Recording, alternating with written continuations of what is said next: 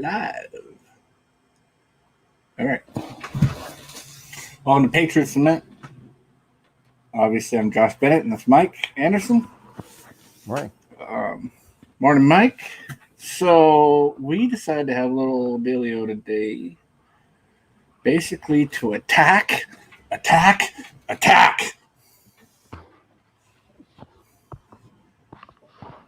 these sons of guns. So, want to start with, I guess, the Ferguson model, huh? Yeah. Let's talk. Give us a little, not much, because he's a worthless piece of crap. How about like a little background on this idiot, Neil Ferguson? Yeah, well, so he resigned. He was a professor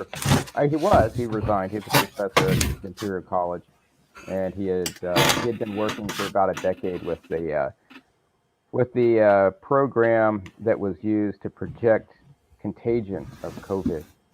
The program itself was not specifically designed for COVID, but it was used for that. And he later had to resign over a controversy. Was that about a month and a half ago? Yeah, it was about that. Yeah, but that Ferguson model was the basis for all the lockdowns and the mandates, and it was also the basis for the UAA, University of Alaska Anchorage model that was sent to the governor to suggest mandatory stay-at-home orders and mask mandates and all of that. So the model itself has widely been criticized as being totally bogus. And if you look at, of course, the numbers, if you look at the curves and the numbers and all of that, it has been totally bogus. They projected over 12,000. What was it? 12,000 hospital beds that they would need in Alaska. As of the model, the UAA model that was based on Ferguson, that our legislature, the Alaska legislature and governor are going by. The model that, what's that jerk's name? Dr.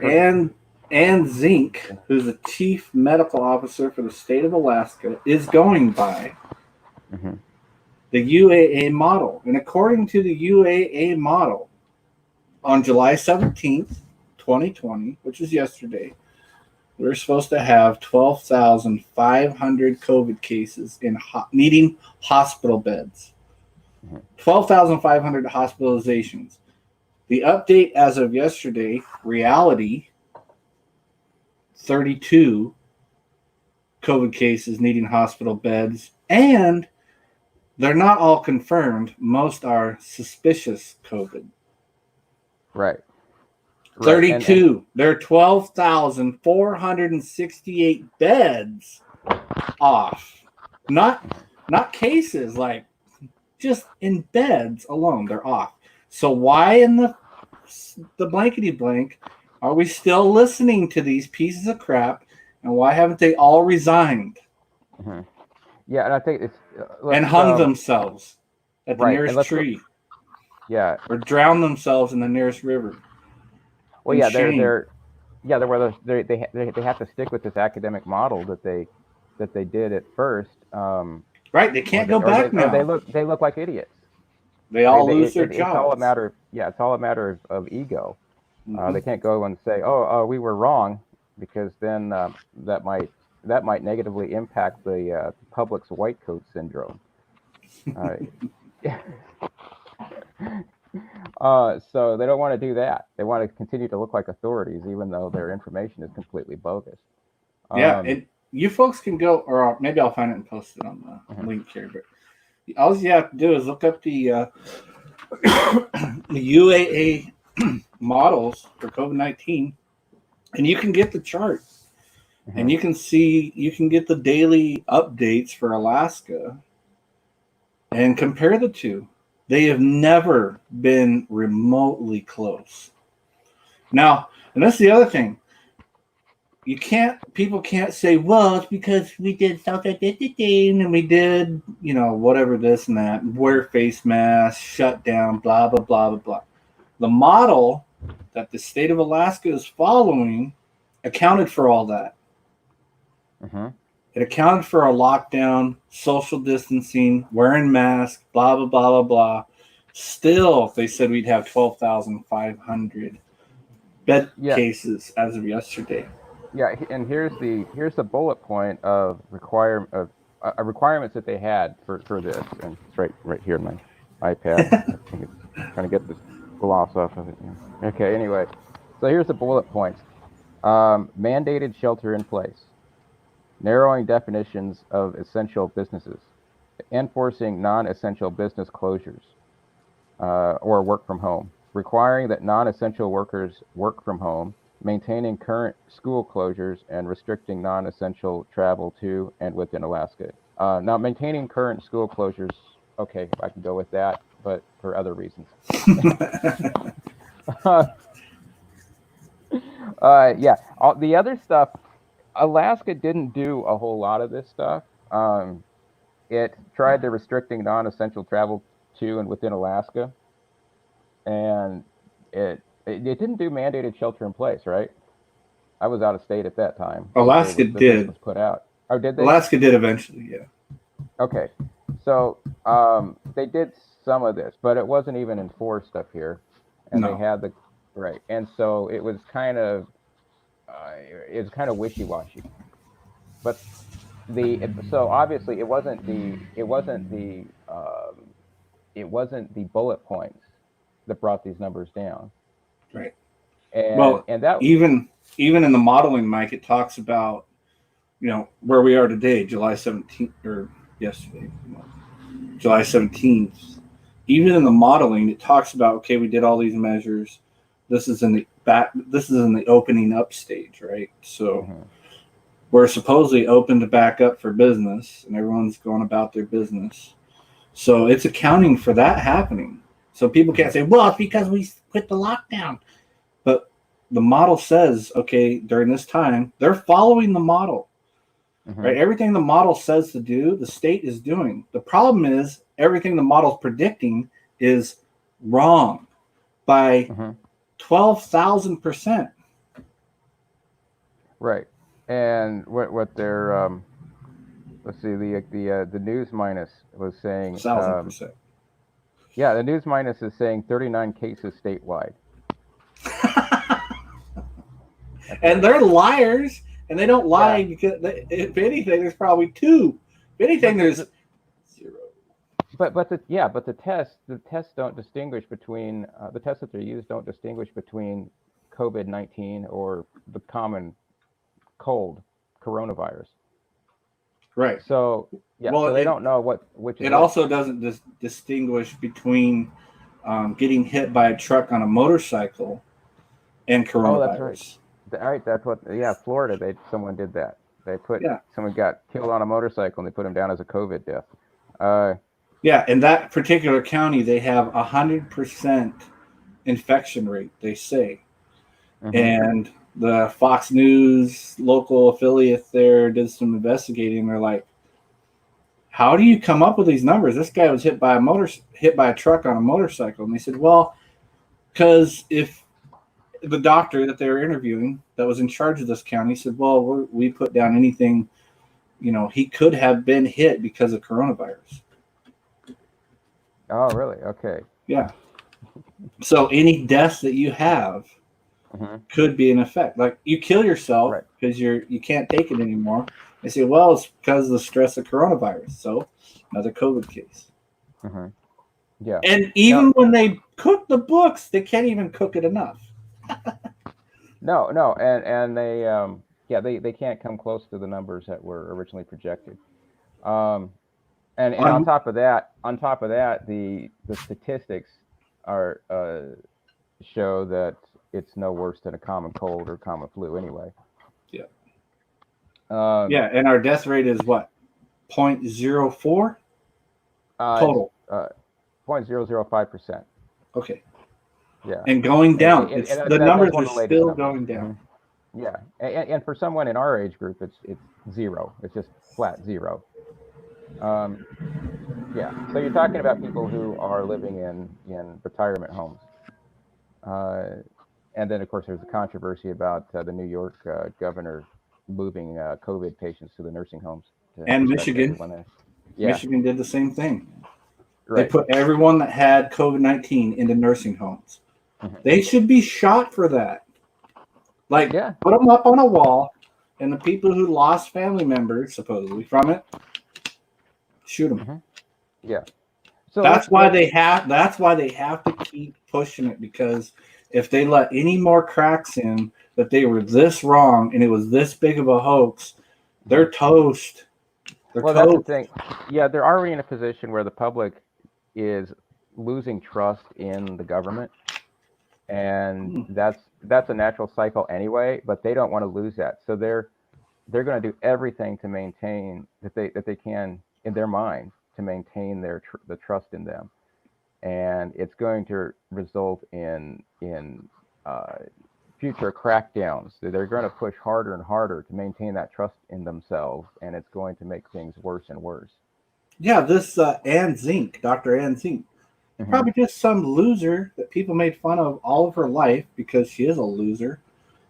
And now she's got everyone's attention in Alaska. She gets to have her own little show on TV at 5 o'clock on Friday and get to tell everyone a bunch of lies. Hmm. Yeah. All of the modeling and all of the predictions show that the current infrastructure in Alaska alone is not going to be enough to handle this disease. That was March Hmm. 10th. You're a Right. liar. She should be fired. She's not a weatherman. She doesn't get to be wrong over and over and over and over. Hmm. Fire her. Yeah. And so let's talk for a moment about the program itself that she's has based all of this on. And Okay. that's Ferguson's program, and I'm going to base this on the writings of Martin Armstrong, who actually had a chance to go over the code. Now, so let me give you a little background on Armstrong for some of the listeners. If you listen to the show twice in your life, you probably heard me bring him up. Anyway, so he is a Martin Armstrong has. I look up Armstrong economics. He's not a professional economist. He's a professional trader. He has spent his life working in as a hedge fund manager and in trading stocks and futures and all that. So he's extremely experienced in the markets, and he spent his life being called in by presidents and prime ministers and economic advisors and all of that. So he started out the way he started out in all this was he was when he was a teenager, he got a job at a coin shop, and he got lucky. Basically, he got a bag of coins. He was able to made a huge profit on it. Began his trading career, and that was his passion. In college, he studied programming, and this was in the late '60s. And so he started studying programming, and he realized that markets are not random. People think that they're random, but they're not. They follow very complex patterns. And so he wanted to develop a program that he could use for projecting markets going into the future. And over the years, he did that. He used the money that he made from trading to fund archaeological digs and historical research. And he used that information as part of his database. Uh, and he used that to back test the program that he wrote. And so he calls the system Socrates. And the way that it works is that everything operates in a pattern. So you imagine something has a simple sine wave pattern, right? And something else has another simple sine wave pattern that's a different period and a different amplitude. And you can add those together and you can still see a pattern. But imagine adding 5, 10, 15, 100 together, and now it becomes very complex and you can't imagine what it looks like. Well, the computer can. The computer can decompose all of these into individual patterns, and it can back test that with existing historical data, and it can use those patterns that it has already proven with historical data to project forward.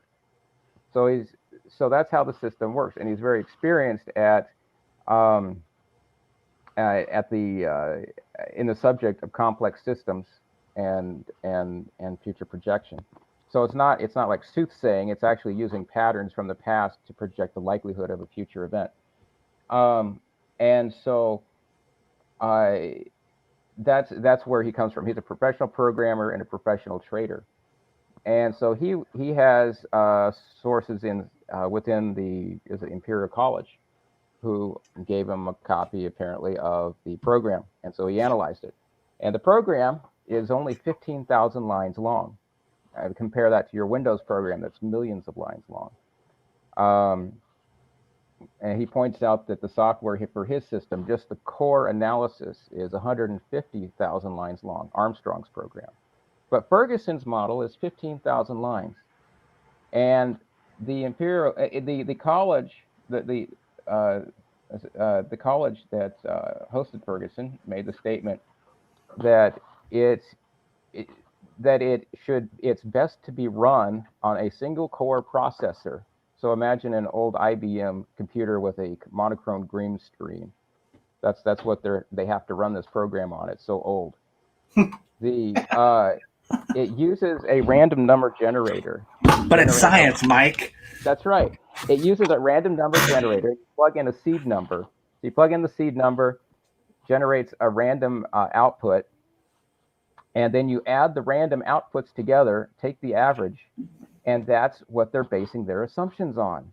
It's a stochastic. You don't project into the future with a stochastic. What they're doing is they're taking an average of a random number based on multiple assumptions about how contagious it is and the contact that people have with each other. So they're making random assumptions using a random number generator, then averaging them out. The world is not random, it's complex. You can't use a random number generator to analyze a complex system. That's why it's wrong. And so all the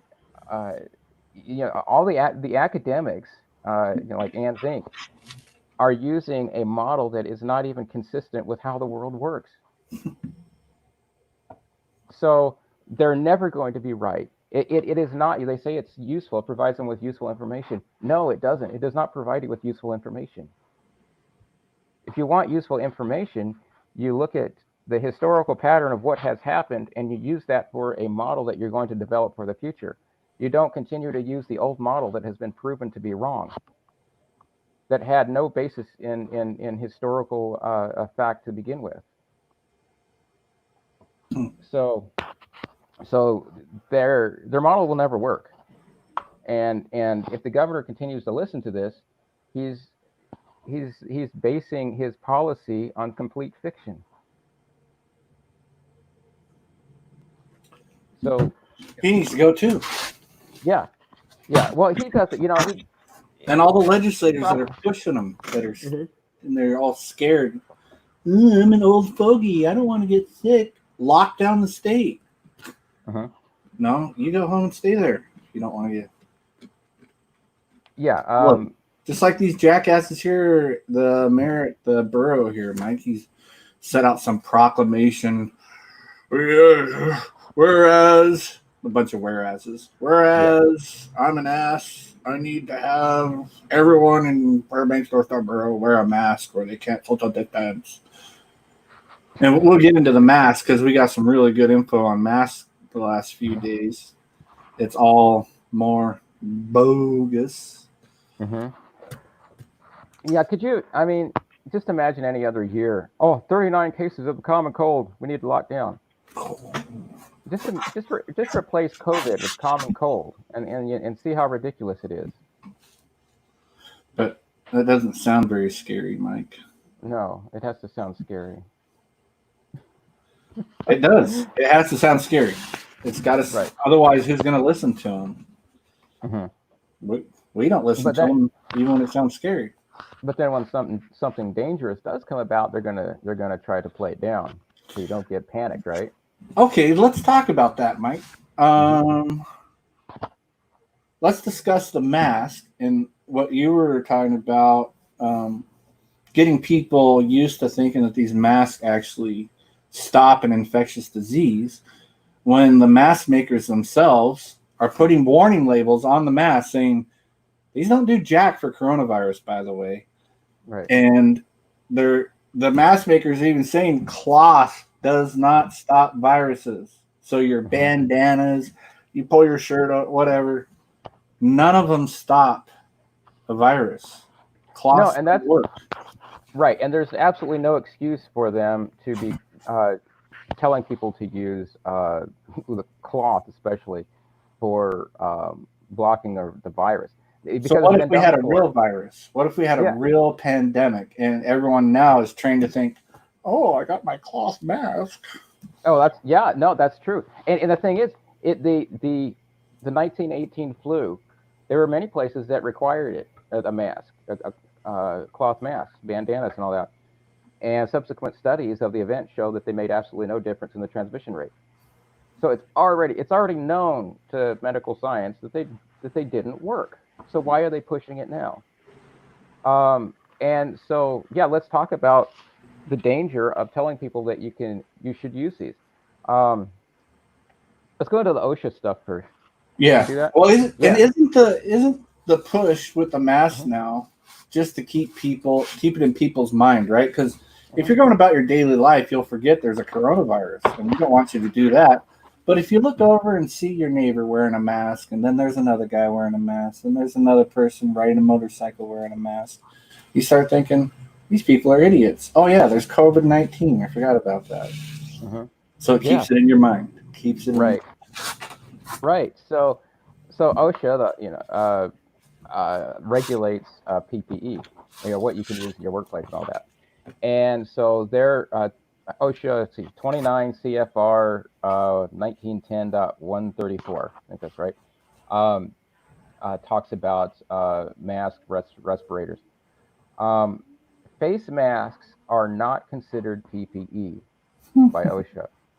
Now, face piece respirators, those N95 things with the rubber bands, those are face piece respirators, and they are regulated under OSHA. And so, if you're going to mandate, now you can have a voluntary program that recommend for people to use this stuff, but once you mandate that people use it, then it falls under OSHA, and you have to mandate that they use the PPE that has been proven to be effective against the hazard that they're concerned about. So it has to be proven to be effective. They have to have a program administrator. I think it's a respiratory program administrator. It's called for that. They have to provide training. They have to provide fitment testing. They have to keep records of its effectiveness. But first, before they even do the PPE, there have to be environmental controls established, which are proven to work also. So PPE is secondary to environmental controls. Right. And of course, if they don't have any of this, then they face a big fine. They get out of all of this by mandating face masks. Face masks are not PPE. They don't qualify as PPE. They're not tested to actually work for anything. And you think about a cloth mask with pores that are 100 microns or more versus a virus that is 0.1 microns. It's not going to stop it. And Right, and you're talking about a mask, not to mention mm-hmm. just a fabric cloth. How many Right. microns is that? Is that even a micron? Mike, I even saw some yesterday. I was checking out some different cool masks, and there's this whole thing about how to knit a yarn mask. And I thought, well, how porous is that? Come on. You can stick your finger through. Okay, that's like yeah, I mean, just a cloth face mask is like trying to stop a crowd of mosquitoes with a chain link fence. Right. Or a shotgun with it. Right. I've been through, we've been through the OSHA training crap where you had to, they show you how to fit your mask and everything. So for a mask to work, you can't have any of this. No That's facial right. hair. And how many people have you seen walking around with beards and a mask over it? Beard down to their belly button. No. So they're just slobbering down it. So and that gets to another subject too. We'll get into. Right. You have to be fitted. They have to actually fit the mask to you. It has to Mm-hmm. fit your face. Masks are not one size fits all. No. I mean, because But, if they're supposed to stop anything around here from entering or exiting, mm-hmm. you have to be forced to breathe through the apparatus, and Mm-hmm. the only way you can do that is have a clean face, to be fitted for it, to be Mm-hmm. shown how to put it on yourself. But they don't just hand you a mask and say, okay, we fitted you for this, now throw it on. You don't get to do that. They have to show you how to put it on. So it's just a bunch of baloney. Mm-hmm. Fake. Yeah. Yeah. And there's also the issue of what are they being used for? PPE stands for personal protective equipment, right? Mhm. Um, but what they're telling us is that it's to protect other people. There is no such there is no such device that you put on yourself that I can think of that you use to protect other people, right? It's always primarily to protect yourself. It's PPE. It's not OPPE, other people protective equipment. It doesn't work that way. Okay. Um, they're trying. They're claiming that they're essentially making this stuff up as a bad environmental control device. Um, and uh, it's not, and of course, it doesn't even work for that. These things, whether it's okay, a mask like this, okay, this N95 thing, this face piece respirator thing, it's designed so that when you put it on and you breathe in, as long as it fits right, it should be pressed against your face by the air pressure outside, right? And that will help seal it. But Mhm. when you exhale, it blows out. So what happens to all that air that you've just exhaled, along with the tiny particles? And 95% of the particles that you exhale are 5 microns or less. What happens to them all? They go out the side.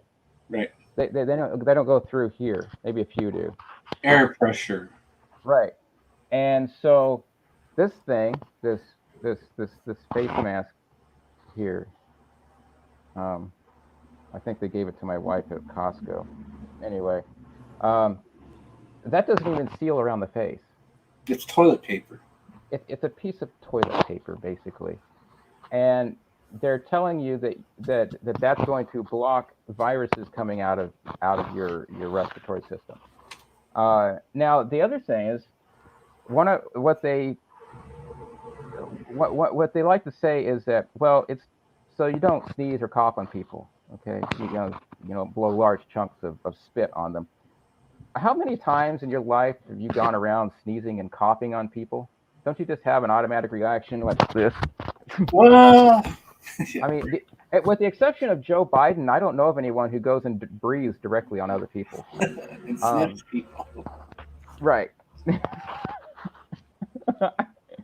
Okay, these things here, these respirators. This is PPE, but Right. this is not designed to protect other people from you. This is to protect you from organic vapors, actually. Um, I cannot find these at Home Depot anymore. Apparently, people have bought them up thinking that they're for virus protection for other people. They're not. These are for people who are working in a closed environment with organic vapors. Stop buying them up for virus protection for other people. I can't find any. Now, so that's one reason you're putting other people at risk. Now, OSHA has regulations for various reasons. We get irritated about the the bureaucracies, and we should actually. But the fact is, a lot of the regulations are written in blood. FAA, OSHA, all of that, MSHA, all of that. Um, and there's various reasons. One of the reasons that they don't want you to use PPE that's not approved for the hazard that's at hand is obvious. It's because it's not going to work. Another reason is because they don't want you going out and telling other people, "Oh yeah, you can throw on this surgical mask. It'll protect you from chemical weapons and biological weapons and organic vapors, because you'll end up killing other people. So they are spreading a rumor that this thing will work and placing people in danger based on false beliefs. Now, remember when Donald Trump did that? Remember when he had his conference and he said something about, can we, can we inject the disinfectant or something like that? Put the light into the body. And then there were these stories. He was getting severely criticized for the statement, and it was like an offhanded remark. And then there are all these stories about people going out and drinking bleach to get rid of COVID. Well, the WHO and the CDC are doing exactly the same thing by telling people that this will protect themselves and other people. Mm-hmm. Exactly right. So, but if they get to do it because it's the official right story. See, if these were actually PPE, if these were actually considered PPE, OSHA would be filthy rich on fines right now. Yeah. Oh, that's pretty funny. You're right. So, you're right.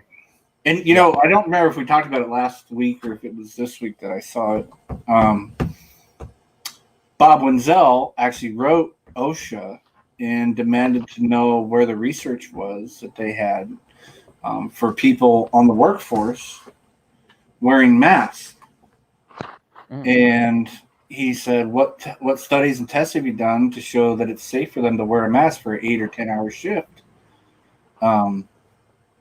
For oxygen levels and this and that. And they said, well, we don't know of any examples that would tell us that it does inhibit oxygen, but we've not done any studies on it either. Mm-hmm. So he said, then how do you know? And they never wrote back. So then he wrote some other government agencies along the same lines and said, what studies have you done showing that these work? And no one's written back. Right. And there are actually studies that were done showing that they don't work.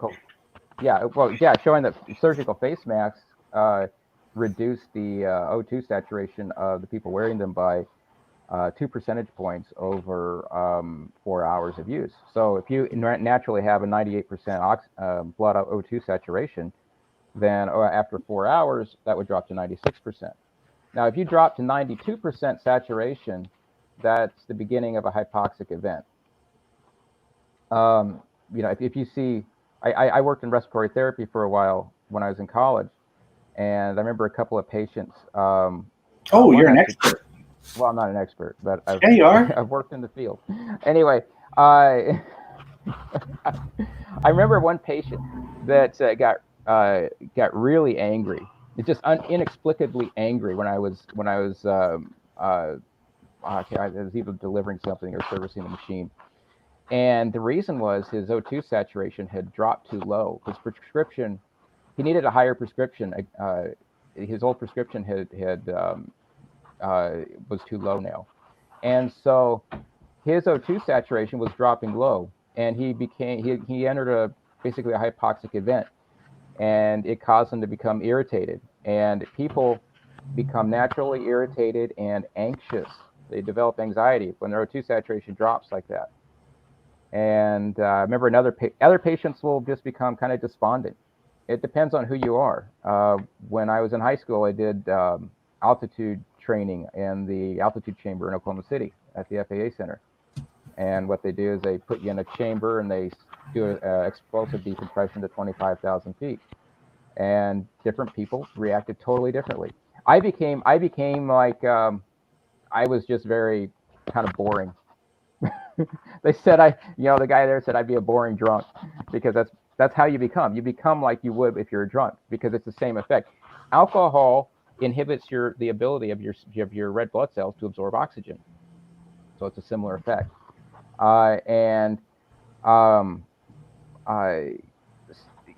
this goes into a whole other thing with the airlines. They're taking people who have been forced to wear a mask in the airport for hours, right? They have a lowered blood oxygen saturation. Then they're going to put them in an aluminum tube, take them up to 8,000 foot pressure altitude, which is going to lower their saturation even more. And what are you going to have? Some people are going to develop anxiety. and they are putting people in a dangerous position. You know, it's an elderly person who thinks they need to wear the mask, and they have lung issues, and they COPD maybe or something like that, and they are being placed in a compromising position for no good purpose whatsoever. And the airlines are responsible for doing this to them. Yep. Well, and we see it more and more nationally. I guess Walmart on Mondays going to all masks. Home Depot. We saw that president of some association of national retailers or something like that was asking, not really demanding, but suggesting that all retailers that were part of the organization require masks nationwide. And his little write-up was kind of funny because he was mixing wearing a mask and BLM at the same time. Mm-hmm. Yeah, that was so politically motivated. I mean, it just proves that he's proving that his mask issue is politically motivated by mixing politics in with it. Yeah, he was. Yeah, he was. That was his last name is Shea. I can't remember his first name. But he was.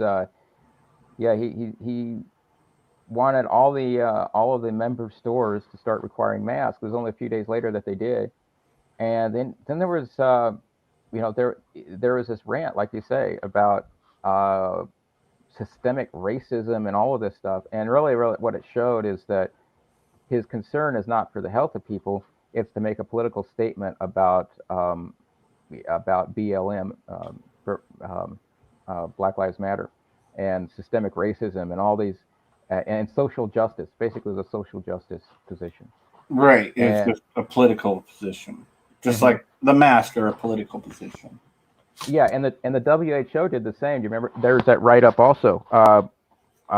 In I can't remember where I read. It might have been Target Liberty, but they had the long quote from the WHO, and it stated that the reason for wearing the masks is to prevent stigmatization of those who have COVID and those who are treating them.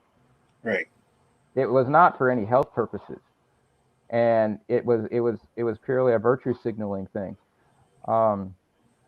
And you look at who is pushing this. It's the ones who are big BLM supporters, social justice warrior types. And are we being told to wear masks as citizens of Russia might have been told to wear red stars? Are we being forced to identify with a communist takeover? Which side are you on? Right. They want everyone on the side of the red star, so go wear it. That's how I feel when I go out to like Walmart or whatever, and you see the people that wear masks and the people that aren't. You're kind of like you're already setting up groups. You know, whose side are you on? I'm on this side. Well, I'm on this side, and it does seem to go along political lines somewhat. Not necessarily always, but there's definitely a political aspect. I mean, you can kind of, you see some people from the university, they're going to be wearing masks. Yeah. I was going to say you see some big dude with tats on. He's not, but that's not true because I've seen big dudes with tattoos that look all tough and they're wearing a little girl mask. Yeah, I have too. So, but it's like you're choosing political sides right now, whether, it's not pure political, but the commies are the ones pushing it, and that's just a fact. And people that aren't commies are the ones saying no. Unfortunately, there seems to. Well, I don't know. Is there less and less? I thought. Where was I yesterday? So I went to Cold Spot Feeds. Everyone was wearing a mask, but I kind of expected it, right? Because they're all buying graham crackers for their dogs and stuff like that. Then I went to Lowe's, and not nearly as many people as the last time I went 2 weeks ago. Like 2 weeks ago, I went, and I'd say 80% of the people had masks on. Yesterday, maybe 20. Okay. going in the right direction. Yeah, well, I have seen the numbers increase over the past couple of days. I think it's just because of the news minus stories about Walmart requiring him, and now Fred Meyers and all of that. So it seems people. There are some people who seem to be getting ready for it, getting ready to obey.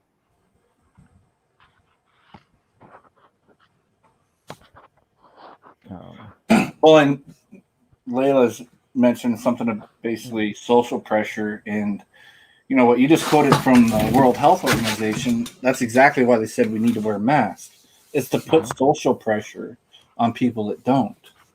And like you said, it's just virtue signaling. Has nothing to do with COVID-19. Right. There isn't. Right, and they have no evidence that the masks even work.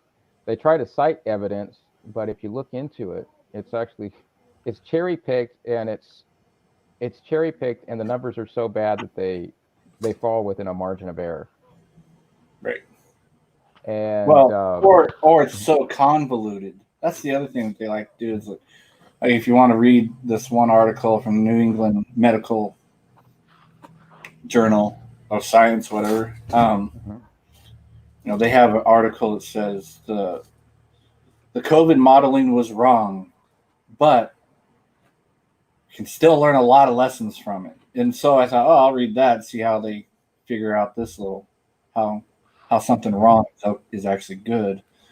And it's so convoluted, you can't even finish it. It's just like they go up and down, and make up all this baloney, and you find it's like whatever. And you can you just tell us in plain English?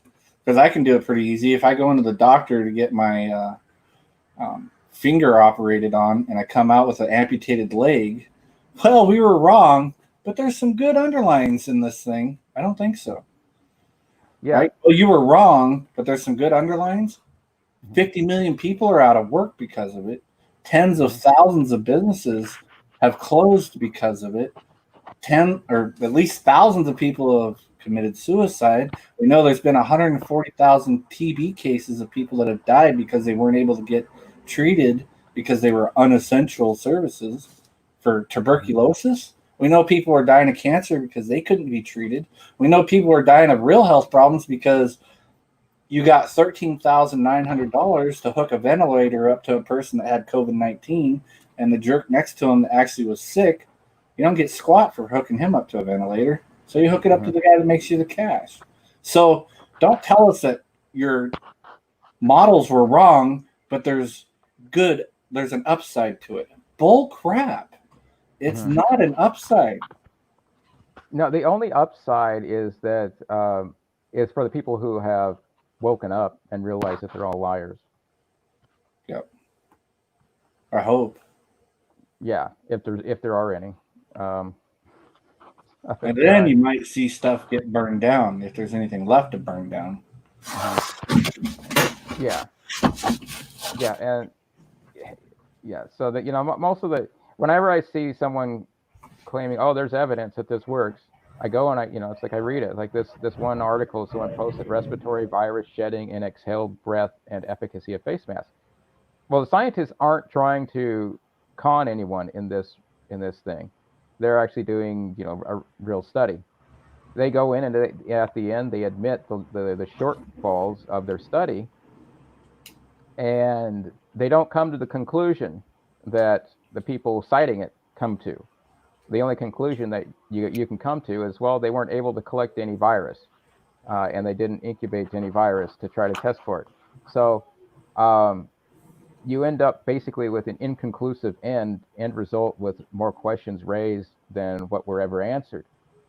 And but that doesn't stop, and those are decent scientists trying to do a good job. But that doesn't stop political hacks from taking their research in vain and using it to try to push a public agenda. So it's not all to be laid at the feet of scientists doing a bad job. This is a lay at the feet of political hacks. And the same was true with the climate change agenda.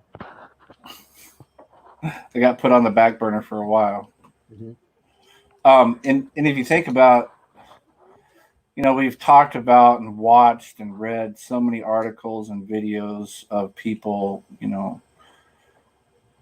pushing back on the modeling, pushing back against what the social scientists are telling us. Mm-hmm. And if you look at those people, very few of them, if any of them, really have any kind of an agenda other than the truth.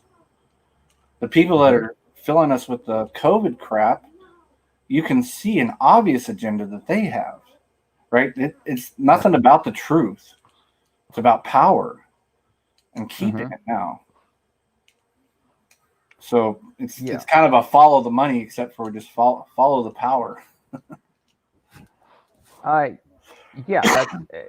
what it's about. Unfortunately, science has been bastardized to basically the same way religion was hundreds of years ago. It's just to force society into the direction that they want. Mm-hmm.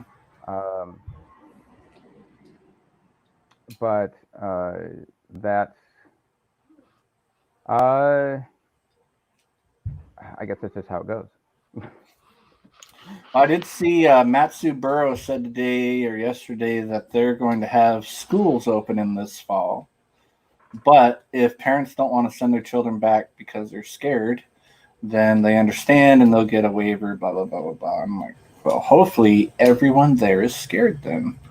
Or doesn't send the kid back and is not scared would be better. But hopefully lots of people don't send their kids back to school. That's an upside. But, is it worth... I was wondering this. Is it worth the upside for all the downside that happened? I don't know. You're right. Maybe in the future, but not in the near future.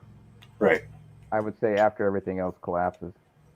Well, it's kind of like an economic collapse, Mike. It's like, well, that would really suck. But in the future, it would be beneficial.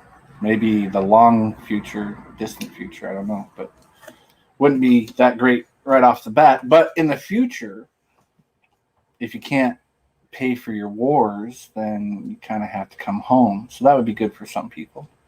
We're not blowing people up anymore. So, yeah. Bright sides are hard to find in a dim room. but yeah. They'll be coming around. Yeah. Well, going back to Armstrong real quick, he projects the next 12 years is going to be, it's going to be 12 more years of this. And then we'll see the collapse of Western society in around 2032. And so it's after that we actually have a chance. Until then, you're looking at the next few years being up and down, followed by a massive power grab, authoritarianism toward the end, the last 4 years or so, and then a collapse, sudden collapse. So we still have a few years to get ready. We have we have another decade of this kind of stuff. So I guess we can enjoy that, right? Maybe. Yeah, it is. It's at least kind of it's entertaining in a dark sort of way. It's entertaining like watching the X-Files, I guess. There's some good articles, and they're getting more and more on Zero Hedge talking about dollar collapse, and there's a few guys that I've read before in the past that are like, dollar's done this year. And at the very least, hyperinflation. Even Wenzel, I guess, should we make the jump to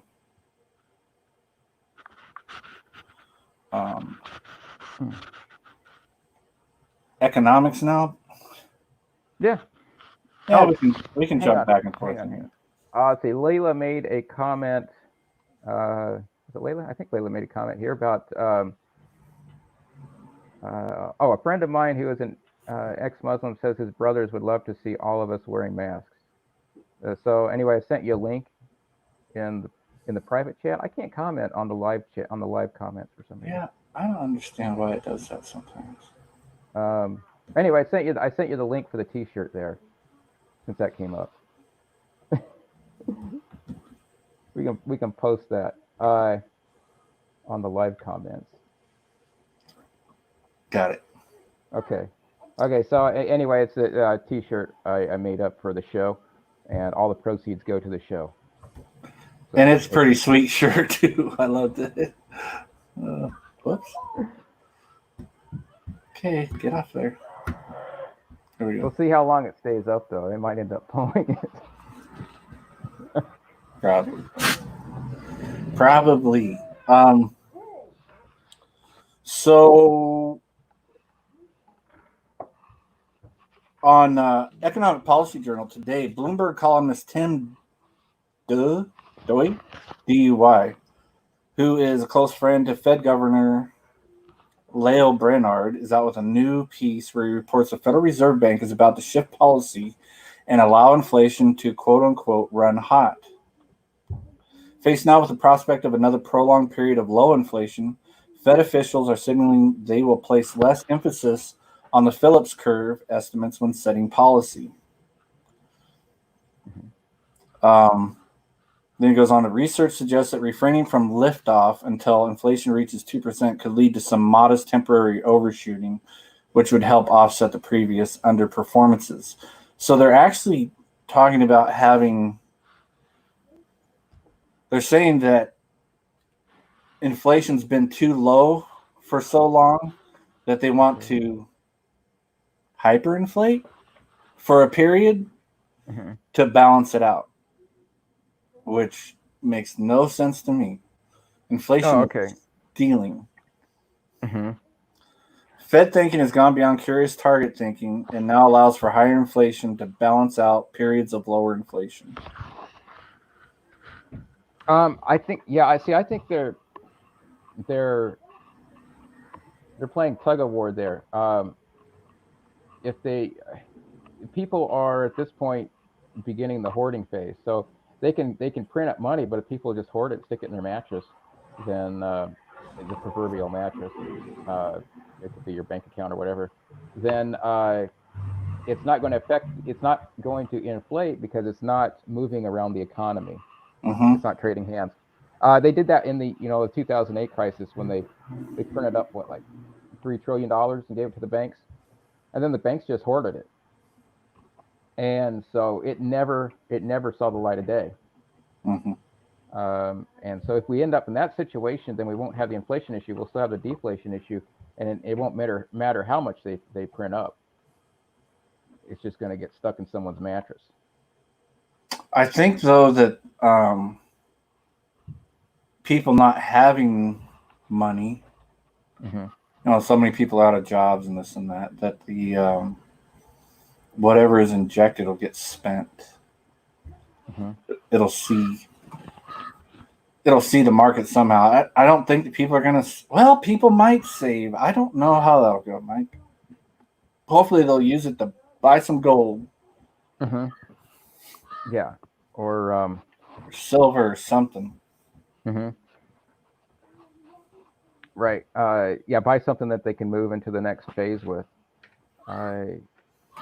Once they introduce the Fed coin or whatever they're going to call it, I think that's when the real trouble will start. Because then they're going to start mandating that. And did you see there was the what was it? It was Pizza Hut had the sign on their door that was I saw that the posting online. It does not accept cash anymore, and you see stores not accepting cash because supposedly they don't have the coins to make change any longer. I was at Tesoro here in Fairbanks yesterday, Mike, and big old sign on the table there at the checkout counter, that said, "We have no coins. Please don't use cash. Please use your card. If you have any coins, please give them to us." Yeah. because there's a, Yes. which is funny because there's an actual coin shortage in the United States. There's articles about it. There's in real life it's happening. Just Yeah, kind of and weird. it's interesting. It came up at the same time that Trump scratched out the Fed coin statute Right. that the Democrats tried to push through, as though they're trying to force the issue. We don't have coins. We have to move to purely electronic. So I tend to think I think it's a created situation. Sure. I mean, who uses coins anyways? Right. I mean, mostly people use coins to take down to the coin exchange machine and get dollar bills out. Mm-hmm. Right. Yeah. So if anyone's hoarding coins, it'd have to be the banks. Mm-hmm. Yeah, that's what's going on. Always the banks. Always the banks. Mm-hmm. Yeah, they're trying to force everyone to go to electronic currency. Well, good luck. Mm-hmm. Good luck on that. If they survive long enough to bring about a Fed coin, Mm-hmm. which we'll see. We'll see. Yeah. Well, we have discussed going back on the air for like a month at the radio station.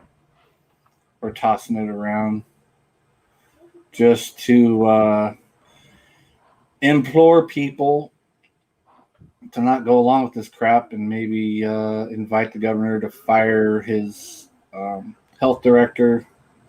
Um, I don't know. There's just not enough voices out there publicly, I don't think, Mike, for people to hear that, about the lies that are going on, the mistruths, the subtle truths, the half truths, all those kind of things. No one's talking about it. No one's bringing up, face. And I don't want to have another lockdown here or anywhere. Mm-hmm. And it's going to happen if we don't speak out now before they make up their mind to do it. Remember, the governor of the state of Alaska has emergency powers till November 15th. Mm-hmm. And the legislature of Alaska has given him the power and said that they don't want it back. He can extend it at any time, and they'll approve it. Because they're all a bunch of gutless wonders down there, and they don't want to take responsibility. They want to put all the responsibility on him. So no matter which way it goes, if everything turns out good, they'll say, see, yep, we knew by giving the governor the power, that was the right choice. And if everything goes bad, see, we knew the governor couldn't handle it. Rawr! Yeah, so it's basically the governor gets to be the scapegoat. He is a goat. Not the greatest of all time. The scapegoat for the legislature. Yep. Yeah. But you have to, I mean, the mandates are not law. They can't be enforced by the troopers or the police because they're not law. They didn't go through the legislature. But what I worry about, Mike, is people. We've gone through round one and people are already wary from it. And we go into round two, and if you're out and about or you're not wearing a mask or something like that, are people going to be coming down on you? The social pressure. The social pressure is going to start ramping up both sides, I think. Yeah, I mean, I guess that's where we get to have fun and try to use some logic on them. I guess that's where we get to have some fun and use some logic on them. There aren't too many Spocks left out there, though, Mike, to be able to dissect logical explanations about things. Right, they'll just get angry and try to punch you, right? Right. And hit you. You just want old people to die. Mm-hmm. So, I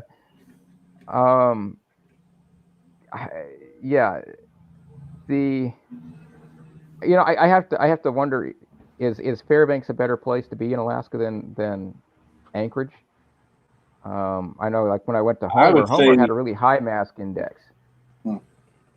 I would say yes, because like Layla just said, Berkowitz is a tyrant, man. That guy's a little man syndrome piece of crap. Have any of our listeners been to Anchorage recently since they started the mandates, mask mandates. I'm curious if they managed to go around town without wearing one, without getting accosted. I thought that mandate didn't start till next week. Is it next? Oh, okay. I thought it was already going on. Maybe so. I don't remember. I might be mixing up Walmart and Lowe's or Home Depot and all those ridiculous places. Yeah, they start next week. I think Home Depot's the 22nd, Fred Meyer's the 21st, and Walmart's the 20th. But I remember, if you have a health condition, you cannot be required to wear it. You just tell them, I have a health condition. They cannot demand you an explanation from you, or it's a violation of HIPAA. Then they also face the issue of the Americans with Disabilities Act if they deny you service. Right. Well, and you have, it is a health condition. I like oxygen. I wasn't born with a mask because my body likes oxygen. So I'm going to not wear one because it's a health condition. If I don't have oxygen, I die. That's right. And even the Americans with Disability Act website gives examples on the surface first they say they support the use of the masks, even though there's no evidence that they actually work. They support it because they're just going along to get along. But then they also give examples of conditions where it could be a health issue if you wear them, like if you have anxiety, claustrophobia, COPD, other breathing issues. So there is a myriad of reasons why you would not be able to wear it for medical or even psychological reasons. Well, doesn't the oxygen deprivation actually kills brain cells too? Well, yeah. Well, that might be part of it. I was. And most people you see wearing a mask can't afford it. I guarantee it. They can't afford to lose any more brain cells. They need all three left. They need them all. Yeah. They need all three of them. Well, I'm starting to wonder if one of the reasons for the mandating masks, not the guy at Walmart mandating it, but the high ups, the Faucis. If one of the reasons is that they want to induce anxiety in the population, because if you look at the behavior of the BLM and Antifa crowds, it's all about starting a fight, and to do that you raise anxiety, and to raise anxiety you raise fear, and you create fear. And so they may want to use the mask as a way to deprive people of oxygen, to put them in the condition to where they're anxious and fearful, and therefore more violent and explosive.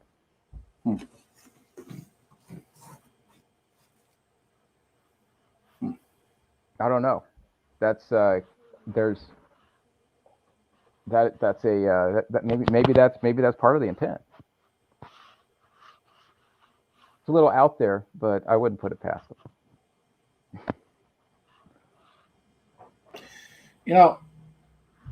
Layla commented back. A friend of hers was in Anchorage, said she didn't wear a mask unless she was directly confronted by an irate human.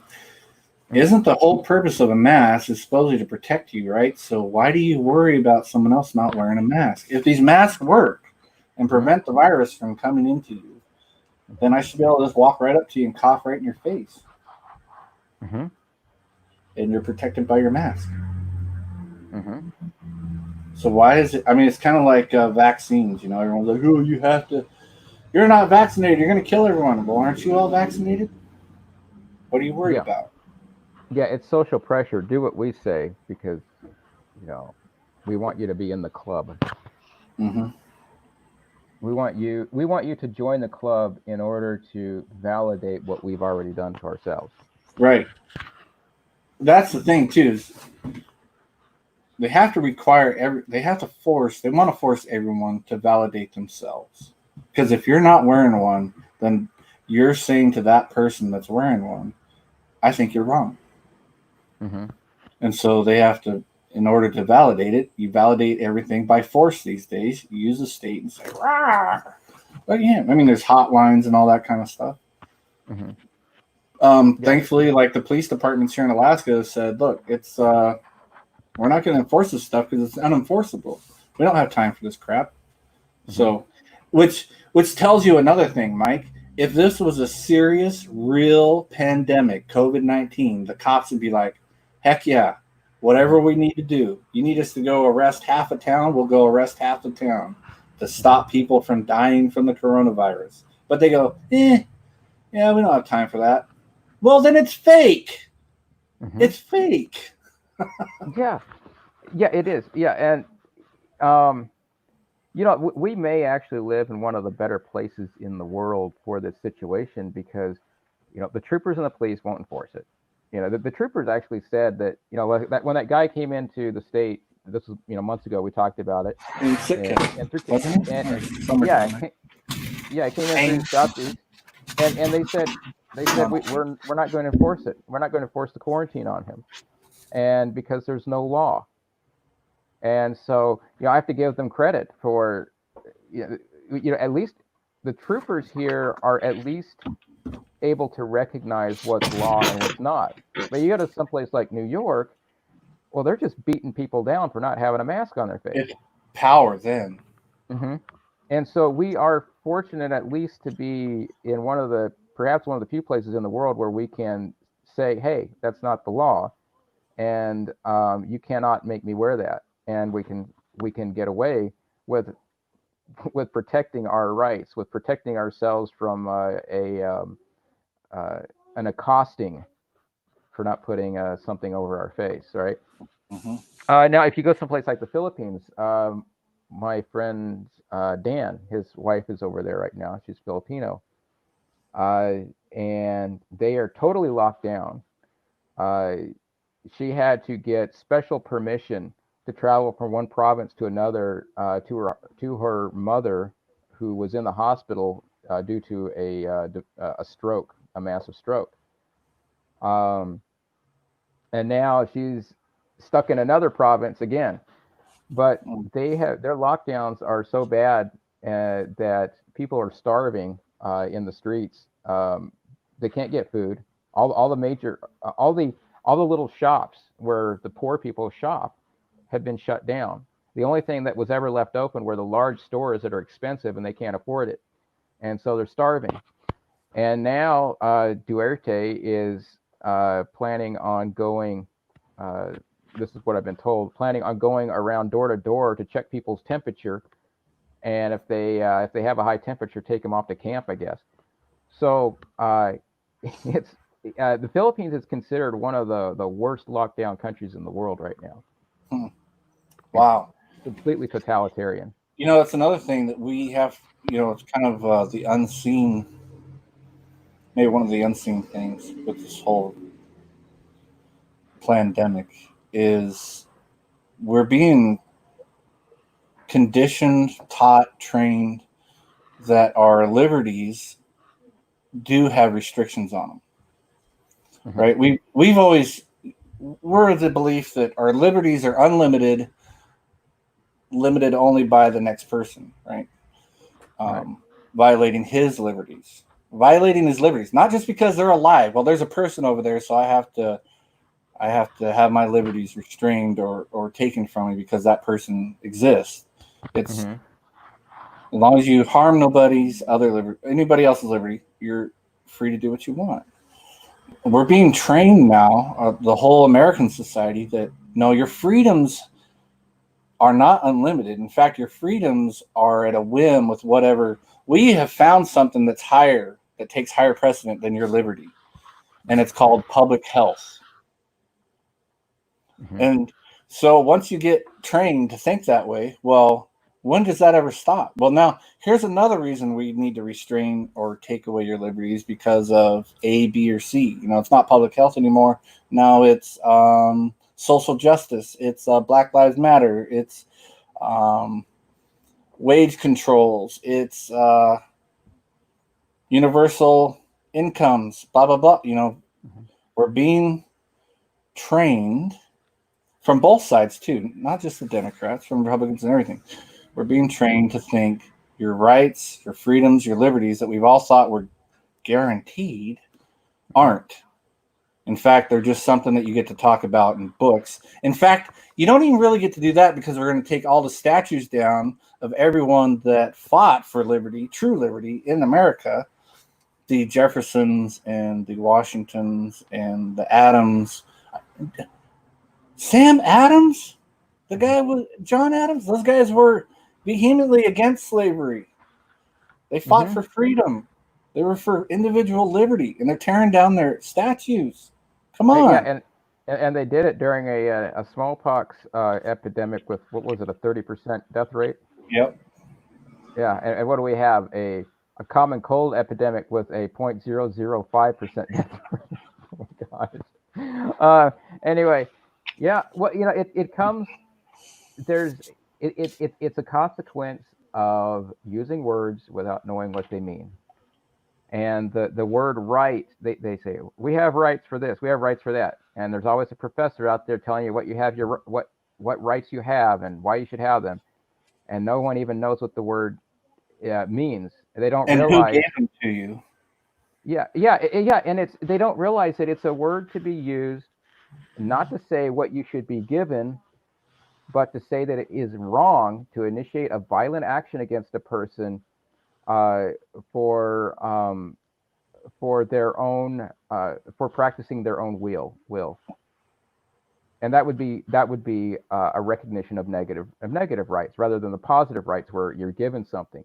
Right. The word right is basically to say it is wrong to initiate violence against someone else for practicing their own will.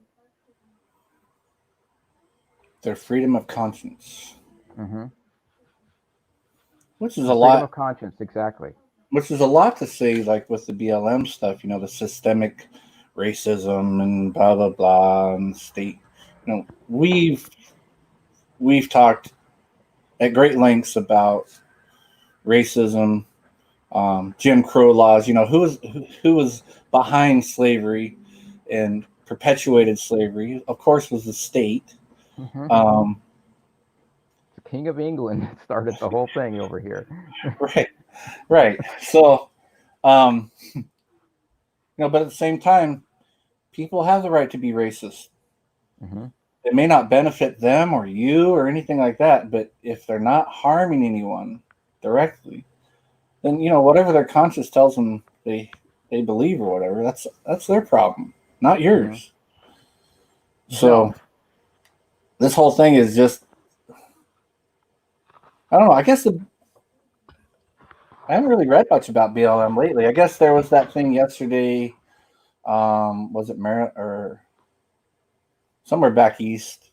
They're trying to pull down the Columbus statue, and the cops were protecting it or whatever, and they were just getting pelted with rocks and fireworks. They're throwing these firework bombs in the middle of them and everything.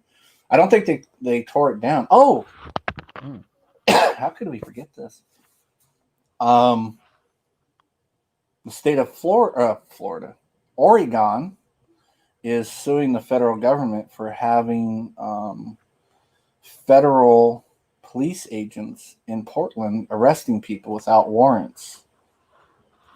There's plenty of video showing them in full military garb, just walking up and arresting people, throwing them in vans and private rental vans and taking off with them. And did I send that to you? Maybe I did. I don't think I've seen it. Anyway, so Florida, at first I thought, this kind of looks like a fake. It's probably, some goons just dressed up and blah, blah, blah. But now it's not. So I heard it on the news too. It looks like some of them were ICE agents. But they were federal officers who do not have the right to arrest anyone without a federal charge after a federal grand jury indicts you. So, right. How they're getting away with that? Here, I'm just scrolling for the story so I can put it up.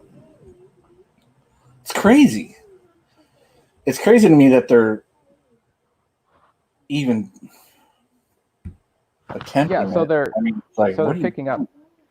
So they're picking up protesters then, with the assumption that what that they're enemy agents or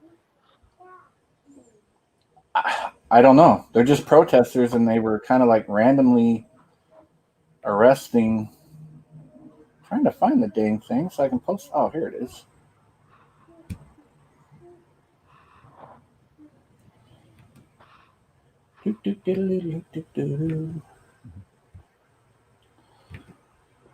All right, here we go.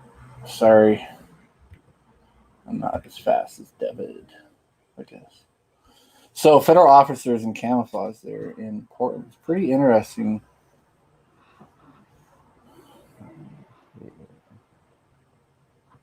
yeah, it can set up the precedent that you can have federal agents just picking up people who disagree, Mm-hmm.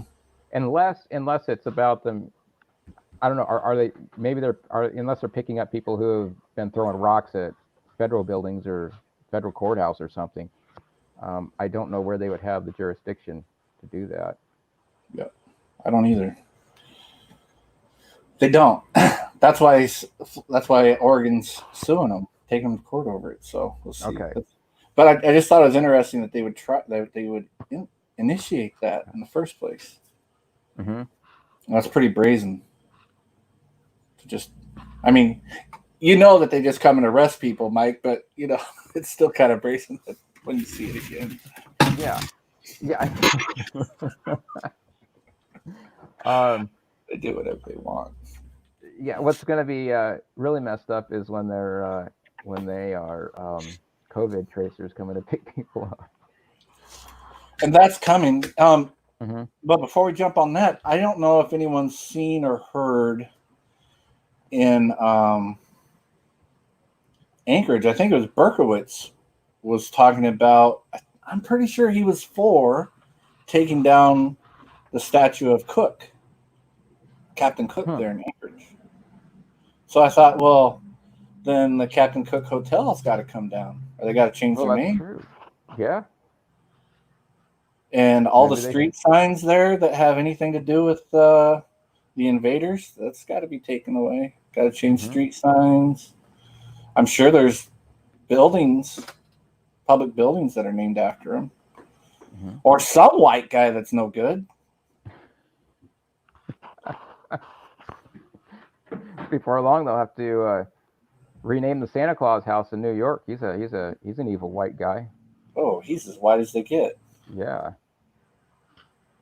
And he just breaks into people's houses. Yeah. In fact, he's an evil white guy who does blackface with the soot when he comes down the chimney. And he has a bunch of miniature people as slaves. Mm-hmm. Yeah, that's he calls them elves. Yeah, that's politically incorrect. Aren't they called midgets? Oh wait, no. No, they're yeah. Height challenged. Anyway. You're gonna get picked up before anyone, Mike.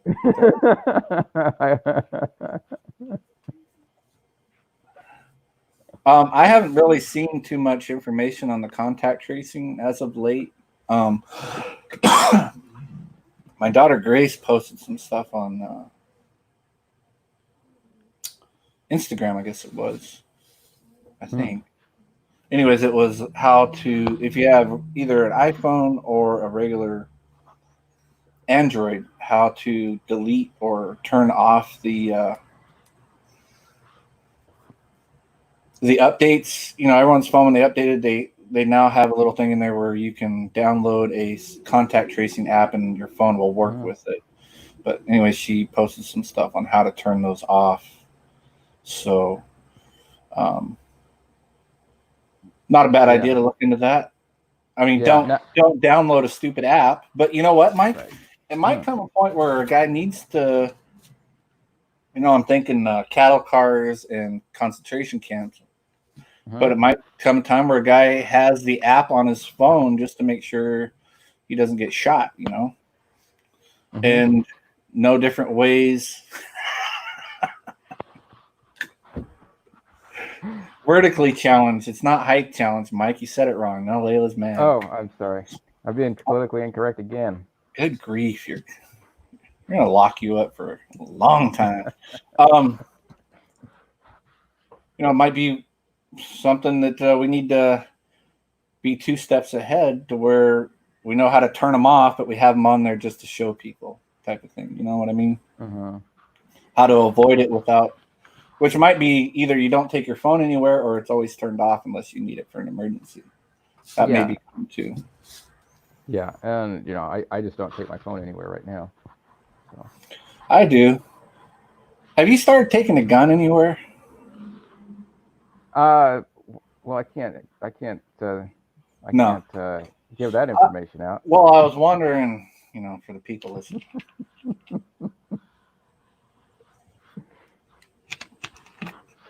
I don't think we're there yet. Thankfully.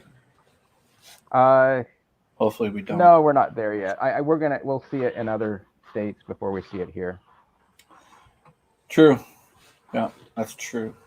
I really hope some of the Western states, obviously the Western Seaboard, they're screwed. They're all communist. But I was hoping the Midwest, I hope they push back.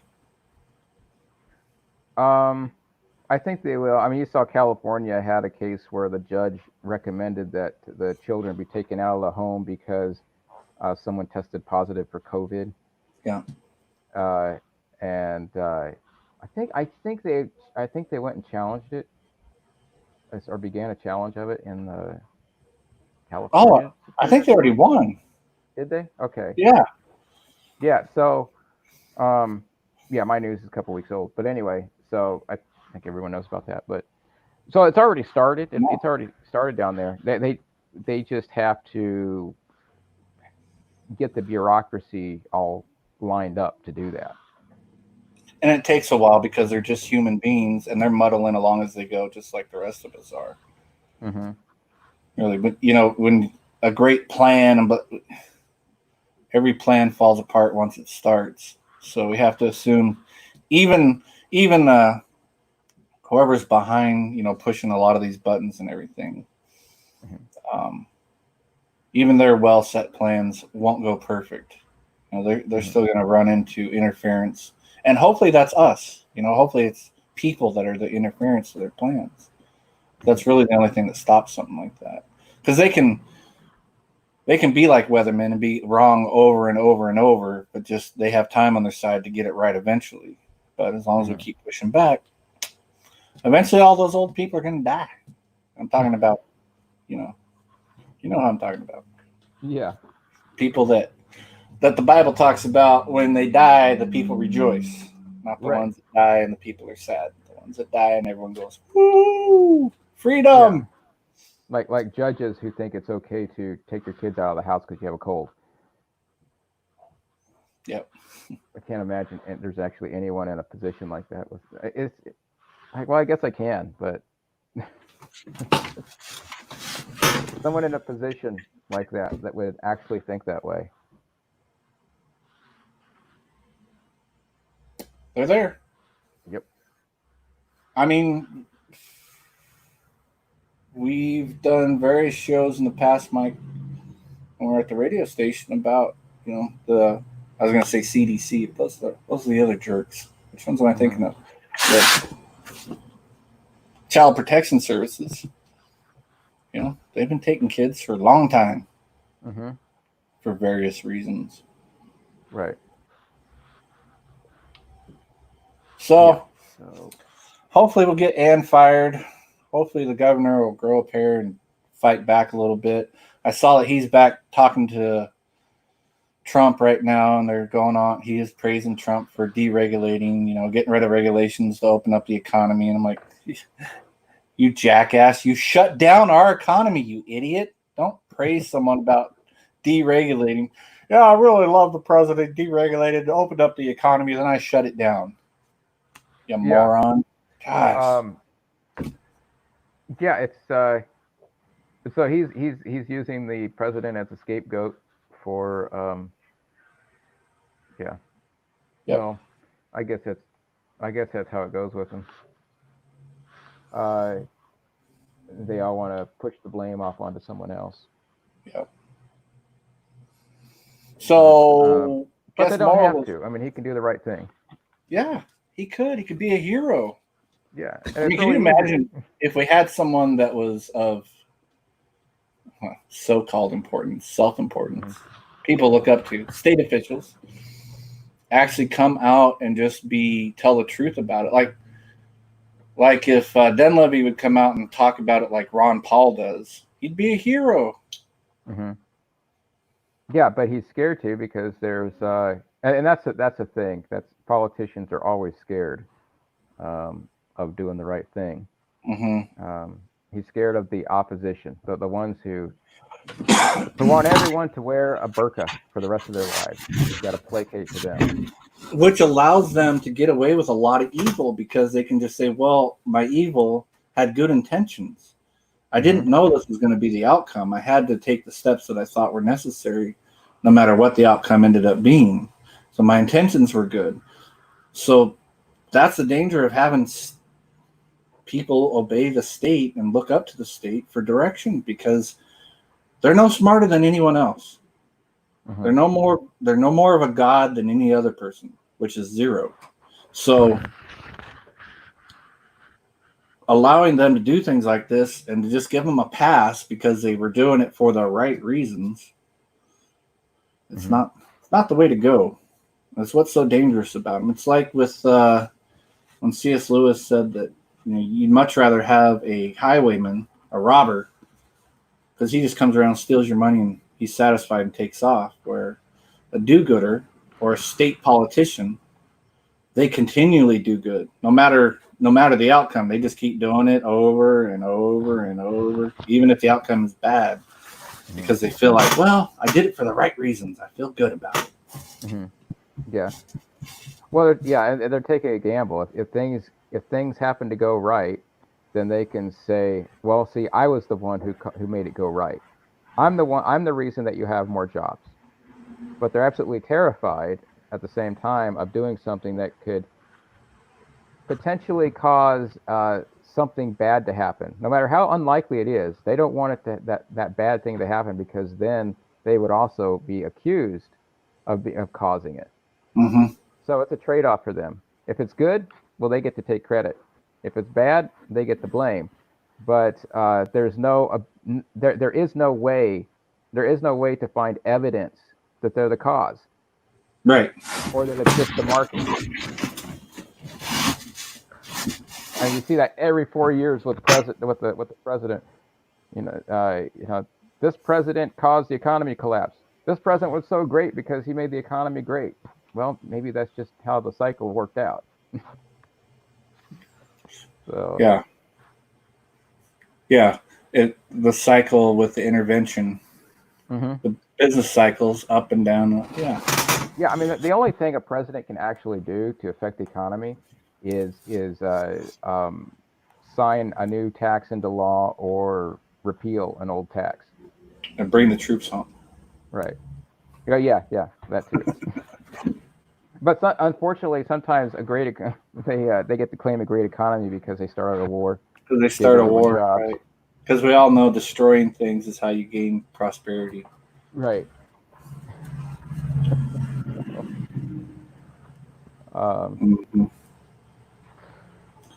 Well, I guess I'm about toast here. Me too. Folks, don't live in fear. Don't worry about all this crap you're reading about Florida and Texas and all that stuff. Watch the Ron Paul Liberty Report every day.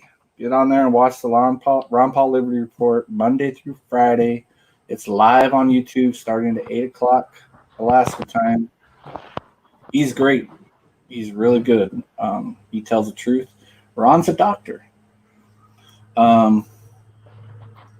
So I would suggest watching them because you'll get, plus he's in Texas, so they have a lot of inside information with the Texas stuff. What's his name? Oh, Tom Woods. Tom Woods lives in Florida where it's supposedly really bad. So he's got some good stuff you want to, he doesn't talk about COVID-19 every day like Ron is basically. But he's got some good articles that he writes about him. And one of them, the reason that I got on looked up the Alaska models from the UAA in the very first place. I got an email from Tom Woods and was reading it, and he was talking about the modeling of Minnesota, which we know Minnesota was in lockdown. The governor there, she's a witch. She's a control freak commie. And he showed all the charts for the modeling there. And, you know, they're all the models are like skyrocket like this. Mm-hmm. Actual is not even in the screen. It's down here, sideways. Right. So, and everything they've said has been wrong. Everything. Mm-hmm. Not one thing has been correct. And words mean something, folks. You have to remember, every time you listen to these people, they're trained propagandists. They're trained propagandists. Think of the BLM leaders. They said, we're trained Marxists. We were trained to be this way. Journalists are trained, the ones that are on the mainstream media, they're trained propagandists. When they say things like hospitals are at peak levels or hospitals are at capacity, what capacity are they talking about? They never say hospitals are at peak COVID-19 patient capacity. They just say hospitals at capacity. So does that mean the hospitals at capacity for their PPE, their capacity for their employees? Are the refrigerators at capacity with food? Are there toilets at capacity? What's at capacity? They don't tell you that. Words mean something because they're lying. They're not at capacity, just like Alaska's saying the same thing, the news here. Oh, hospitals, blah, blah, blah. We have a total of 900 beds, I think, in Alaska. Mm-hmm. And we're using 32 for possible COVID cases. 32. But we're supposed to be, you know, the way that they say it doesn't make it sound like that. You have to go look and search. It's just like with the at capacity. And so when they say coronavirus cases have jumped by 60,000 cases yesterday, raw, and deaths have risen too. Well, they give an exact number for the COVID cases, an exact number for the percentage of the additional COVID cases, but they're very, very, very vague when they talk about the number of deaths, the actual number of deaths, the actual percentage. They're really vague about it. They just say the words deaths and numbers, and everyone automatically thinks, oh, the numbers are skyrocketing because of the amount of cases that are reported positive now. It's not true. Deaths are still going down dramatically, even though the amount of cases, like in one state, was 60,000 in one day. And we also have to remember, when people say something to you about wearing masks, and just remembering some of this stuff, we also have to remember that the World Health Organization and the Centers for Disease Control, which are the ones that rule the world on all matters of health, have both said it's no longer a pandemic, and asymptomatic people cannot spread the virus. Mm-hmm. So you do not need to wear a mask if you're not sick. Yeah. You cannot spread the virus, even if Mike has COVID-19 right now, he can't give it to anyone else because he's just freaking fine. Mm-hmm. He would be an asymptomatic person. CDC and the WHO both said asymptomatic people cannot spread the virus. So, yeah, and I watched that video yesterday, actually. So when you hear 60,000 new cases, there's 60,000 people that are asymptomatic. Mm-hmm. Yeah. Yeah. Here, let's see. Oh, all I have is a Facebook link to that video. I don't have an actual link. Okay. It was on. This one was on Newsmax. Anyway, I wish I could play audio from here. Anyway, yeah, this is a doctor. You can look. People can look it up. Dr. Maria Van Kerkhove, WHO technical lead COVID-19, and she says asymptomatic cases are essentially not transmittable. So Why isn't that on the top of everyone's news feed? Yeah, they don't want that out. No. The masks are for a different reason. Training. It's training. It's jog training. It's obedience training. That's what it is. You know when you have little kids and you make them wear the training pants Mm-hmm. because they poop their diapers, but they're starting to get bigger and they want to be a big kid, so you start putting the pull-ups on them and the training pants and everything. Mm-hmm. That's exactly what the masks are. Yeah. Well, let's bring that since you brought that up.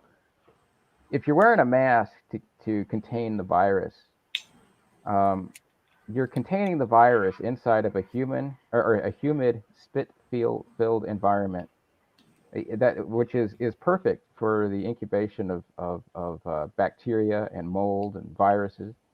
So why would you want to keep it in a nice, warm, humid environment when it could just go out into the atmosphere and dry up and be exposed to UV and break apart? So and then of course after they've worn this thing for hours and hours a day, they pull it off and they grab it with their hand. Now they have it all over their hand. And then they go back into a store again after they've gotten out of their car, gone to the second story, and now they grab something on the shelf. Well, now you just transmit it to someone else. So uh, the And they put the same mask on. there are so many. Yeah. Then they put the same mask on. So basically, this thing is a diaper. It's like letting your kid run around in a dirty diaper all day long. It really is. And you stick that thing on your face and just leave it there to incubate stuff. It's Uh, disgusting. It's nasty. Come on.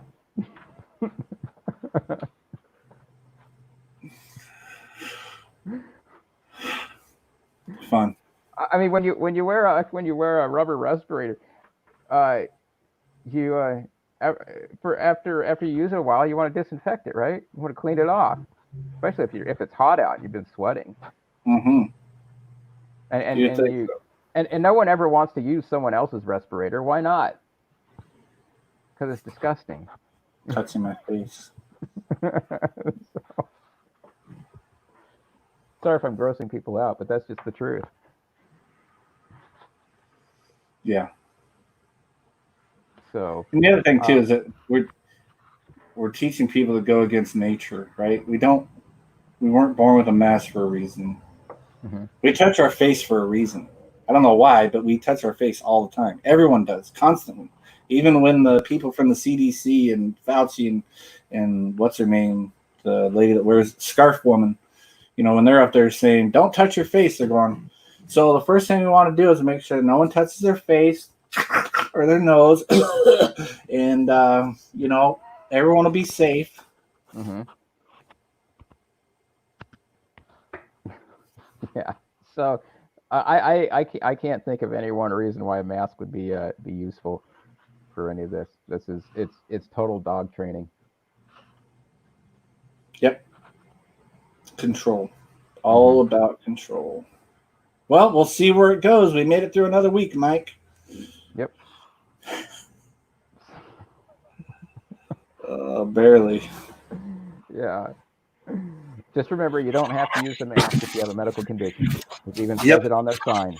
It even says it on their signs. So, And remember, the masks say right on them, they don't do anything to stop the transmission of the disease. but we make lots of money selling them. So buy them up. Yeah. All right. Well, everyone, thanks for joining us today, and we'll keep you up to date about jumping back on KFAR.